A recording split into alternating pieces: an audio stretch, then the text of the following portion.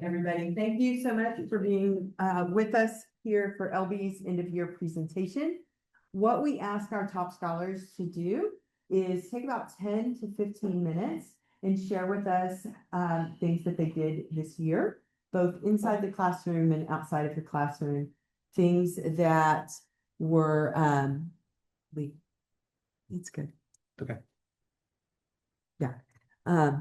So we ask them to just share inside and outside of the classroom, as well as things that they've done related to the program and things that weren't. So once LB talks with us a little bit about how his year went, then I'll offer a couple of comments, and then from there I'll open the floor up to everybody else. I also will be monitoring the chat, and so if and as folks come in, I'll let them into the Zoom room, as well as making sure I read any comments you have. Okay? Yes, ma'am. Thank you so much. All right. Off you go. All right. Hello, everyone. Thank you so much for coming to my end of year presentation. It truly means a lot that all of you guys are here to support me. And without further ado, let's get into it. So a little bit about me, as you guys may know me as LB. My full name is Leslie Brice Aminkeng, LB for short.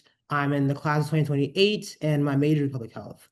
Some things I like to do for fun, like hobbies, would be cooking, reading, and then a new one that kind of came up a little bit more this semester, probably for sure, was playing volleyball. I've joined the top ballers volleyball team. We do sand volleyball. It's very interesting to see how it works in the sand, the teamwork, the cooperation, and some of my peers actually here with me today. It's been amazing to grow up you guys as a team.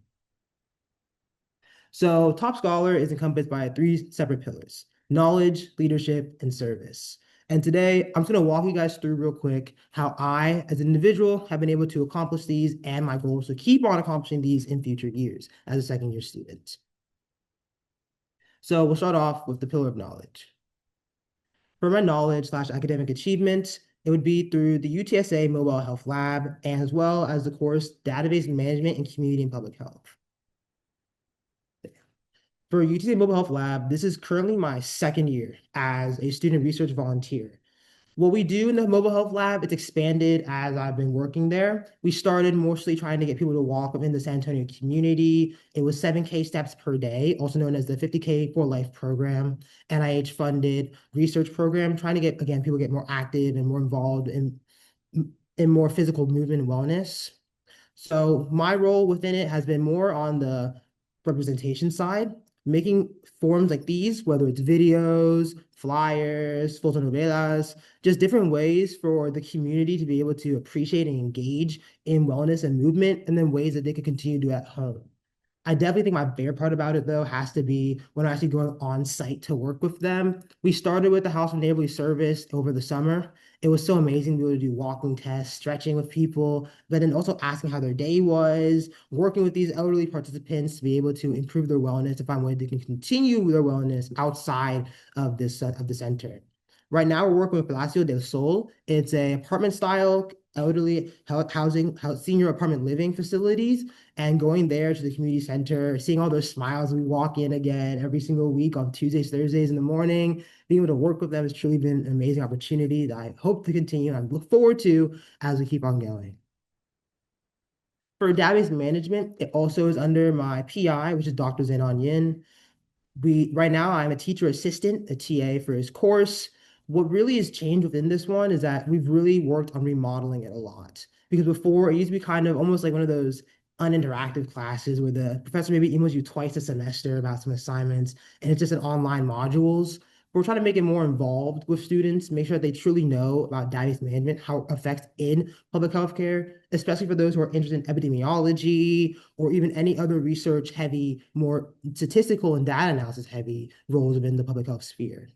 For me, I would say I definitely have learned as much from my students as much as they learned from me, whether it was finding better ways to have office hours. Typically, mine are Mondays around 3 p.m., 3 or 3:50. We're able to work with students, give them more like a summary of the assignments, help them through any questions they may have, any struggles they may have as well, and also learning from those too. We're taking in right now a lot of critical feedback that we need to use to reform the course as we keep on going within semesters, make it more student friendly, more accessible, maybe something needed to be changed. And being able to learn from that has really been a really eye-opening experience for me to see, okay, how can I manage not just my own class schedule, but then also manage the grades, the responsibilities of other students as well. Because right now I'm TAing for about 135 students. For the leadership pillar, I have done for that and personal development, has been through Sustainable Artisanal Soap Making Society and You, and then the Texas Public Health Association.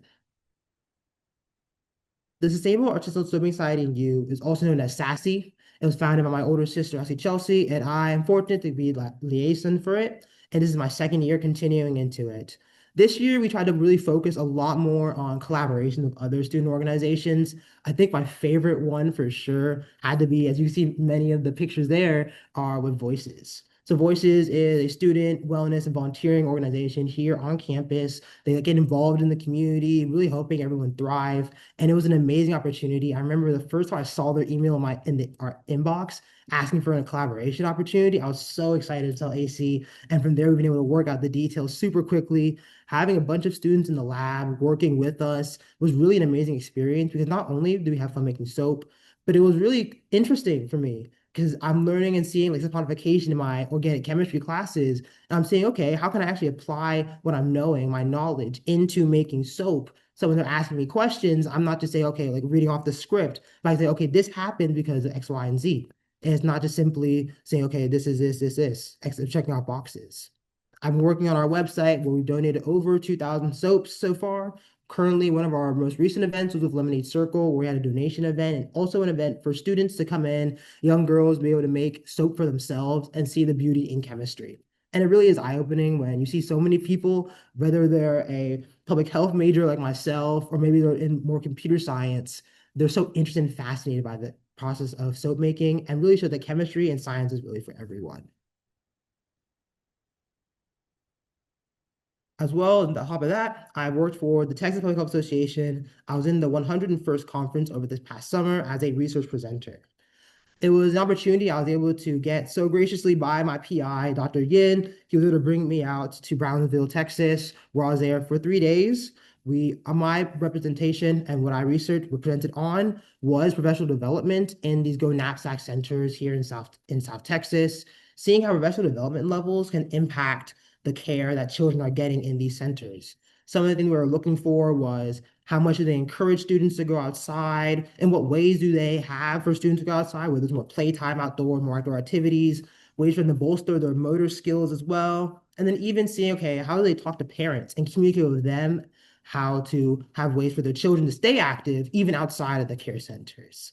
Being able to look more into this and see like the intricacies of how much public health and even health in general is so much tied not just in the facility, but also in the home and their habits and day to day was really amazing for me. And it's a truly experience I'm glad that I had. And being able to explore Brownsville a little bit more, as I personally, that my first time going ever, it was an amazing experience as well. And now for the pillar of service, it would be for NAMI on campus.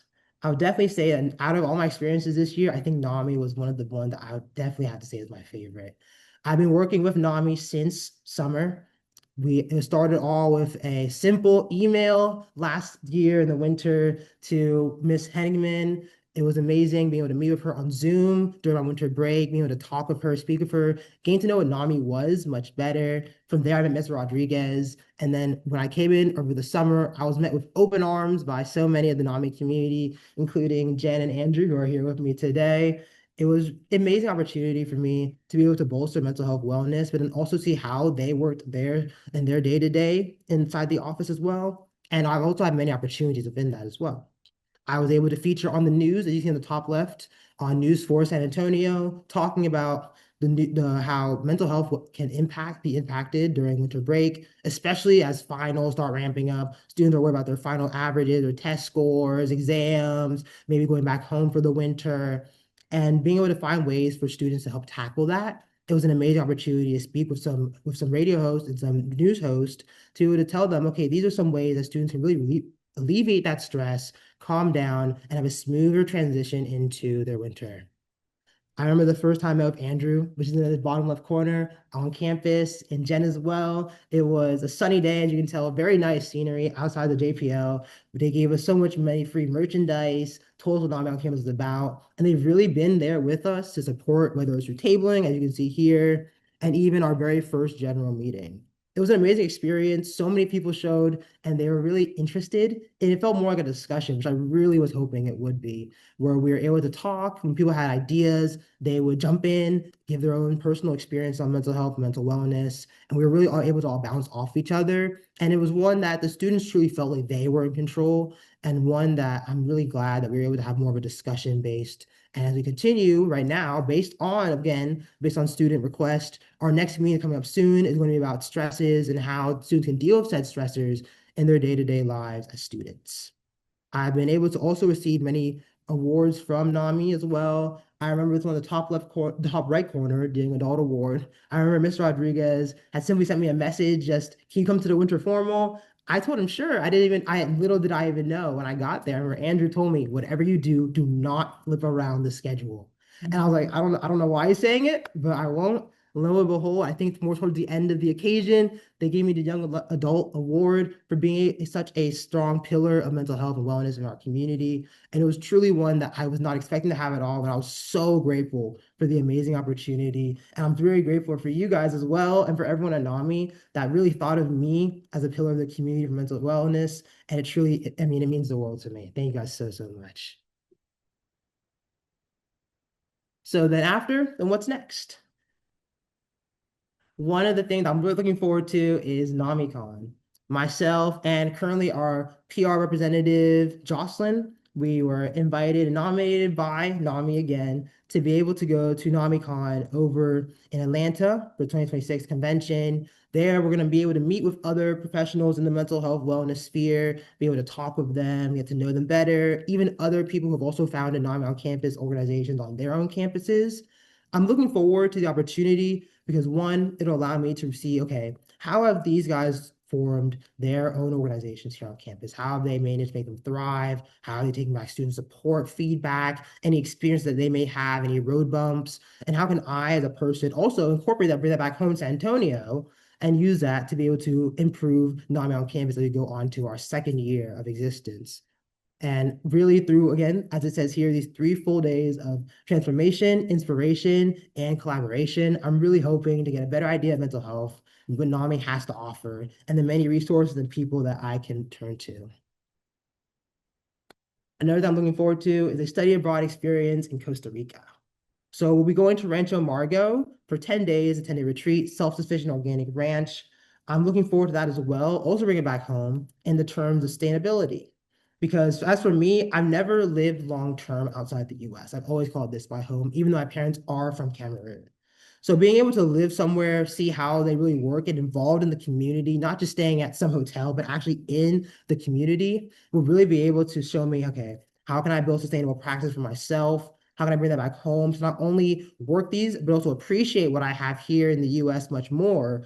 And then even again, bring it into my organization, bring it into my collaborations that I myself, as a future public health champion, can allow to have many more diverse perspectives and be able to make interventions that are not only effective, but also community accepted and appreciated.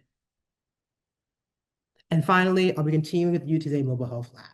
I've been going on, like I said, this will be my second year, starting this summer, working with Dr. Zailan Yin. I'm looking forward to continuing our work with the 50K for Life program, making more community wellness flyers, brochures, just a bunch of media to be able to convince people and also help them in their process of movement. I'm really looking forward to being able to work again with them, with the interns that come in, hopefully getting more opportunities to go in person to work alongside elderly participants as well. Excuse me. And really, this opportunity has been such a great one. And as we continue looking forward to it, I am super excited for what the future holds for myself and the Mobile Health Lab. So, what are some things I've learned this year? I would say there are definitely 3 big lessons I have learned. The first one, I think what's best given to me by Assistant Dean Meyer, my last one-on-one, is taking time to recharge, allow me to better give to others. I still remember what she told me. I think it's only a few weeks ago, was that as much as I want to give to others, I have to make sure to invest in myself first, or else eventually I'm going to burn out. So being able to remember to take my time to recharge, focus on myself, and invest in myself, I not only can give almost like tenfold of what I am, but also still having that amount of giving while also keeping myself whole and intact. Second one is definitely new experiences open the door to growth. I can remember the first time I signed up for NAMI, my first email to them, I was so nervous. I was horribly nervous. I thought that, what can I even do for NAMI? Like, I'm one person, I'm one college freshman. What am I really gonna be able to provide for NAMI on campus? But all the opportunities that I've been given through there, if I had been afraid to take that first step, I would have never been who I am today. And I'm so grateful for the ability to take new opportunities, new experiences, and be able to say yes more to new things. And third, I realized small acts of care can create lasting impact. I definitely would say this one, I was taught more from the mobile health lab when we go in person to do stretching and do wellness activities with the elderly population. It's amazing seeing that how just asking them like, oh, how's your day been? Anything looking forward to this weekend? Maybe what are some goals you may have outside of the House of Neighborly Service or Palacio de Sol? It's amazing to see how much they brighten up and smile. They'll tell you that honestly for them, sometimes it's honestly this conversation that they're having right now is one they might not have for a very long time again. So being able to have that opportunity and have that mindset, being able to check in on people, ask them how they're doing, and being able to connect with people on a one-on-one basis that's kind of more personal and much more intentional has been one that I've truly appreciated. I've realized other people appreciate, and I want to continue to bring as I keep on going in life. And then there's something to do for fun, whether it's a lot to spend time hanging out with my friends, family, going on vacation. I had one time like last summer actually, my cousin from the UK visited. You see us here in the top left corner. And even sometimes ventures to the Space Museum that like on the top right in Houston. And just hanging out with my friends. It's been an amazing opportunity to be able to see how like everyone interacts outside of school when there's like no pressure of academics, and it's just an amazing opportunity to connect. And I really do appreciate all you guys here, all my friends, family, for always supporting me. All right. And then finally, I just want to say thank you. Thank you, Assistant Dean Meyer, and also all the program staff and faculty that give me this opportunity to be able to be in many of these places. I remember so many times you've always made sure to push me to make sure, okay, make sure you're doing working in public health, but you have to also make sure you're giving out what your impact, how are you being able to affect your communities. Thank you for everyone working at NAMI as well. You guys have honestly, like I said, I could go on and on about how many opportunities you guys have given me through NAMI on campus, working with Ms. Rodriguez and all of you guys as well, the youth team. It's truly opened my eyes to see how I can work mental health in the community. And that hands-on experience is honestly one I will never forget. For my friends, thank you guys for always being there with me, whether it's late night studying at the library with Fabian or even just playing volleyball with Owen and Jose. It's been an amazing opportunity to be able to get to know you guys more outside of the academic space, but also be able to collaborate with you guys as well. And then for my parents, thank you guys so much for all the time, effort you guys have invested into me. I truly wouldn't be the man I am today without you. And once again, for all my friends and family watching, thank you guys as well for always supporting me, being there every step of the way. I'm privileged and blessed to have every one of you in such a strong community together and help me shape who I am today. And for that, I will be forever grateful. Thank you guys so much.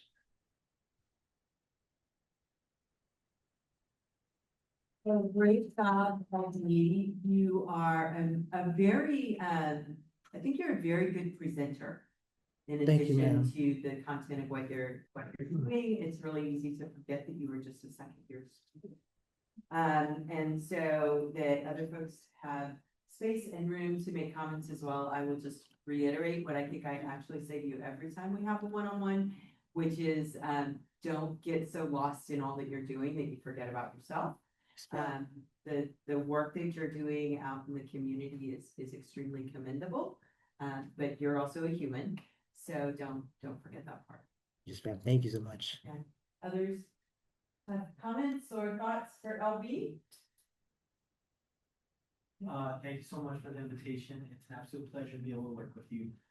It's absolutely wonderful to be able to say we've had the opportunity to hopefully impart on you some type of advice, thoughts, whatever. But I also want to equally again commend you for doing as much as you do for your community. Thank you for us. Thank you, Andrew. Appreciate it. I just want to say congratulations, LB. It's been a pleasure being your roommate this year. I think I can confidently say that just being in your presence and seeing the work ethic that you put into your work, it does have an impact on me also. I think I know the cliche saying, the people you surround yourself with really does define the person you are, and I can confidently say that you made me a better person. So thank you, LB. Of course. Thank you, Fabian. I would also like to speak. I'm Jennifer, by the way. Nice to meet everybody. I work with mommy, so I've seen LB's growth tremendously. It's been an absolute pleasure. Yeah, kudos to everybody. Like repeat, retweet, repost what they're saying. Cause yeah, LB comes into the room and it's always like LB. Oh my gosh, like it's always a pleasure to just have him around, but also see him all the work that he's done and put into like on campus, his community, coming on the news. Like he's just so inspirational in that sense. Especially yeah, being the fact that you're super young. So I do truly admire like everything you've done and continue to do. I think you're a great role model for future generations, right? We talk about you so much at NAMI. I know Isaac would have loved to come as well. Yeah. Unfortunately, he couldn't make it because he was in another meeting, but it's also very proud of you. So it's been an honor and a privilege to just be alongside you and see all the ways you've accomplished. So congratulations, Obi. Thank you, Jennifer. I appreciate it. It'll be fun to see you continue to grow next year. Yes, ma'am. Yeah, and I will, well, so thank you all for being with us. Our next presentation starts at 3. So I want to share the chat with you. Okay. But thank you all Yes, ma'am. very much for being here.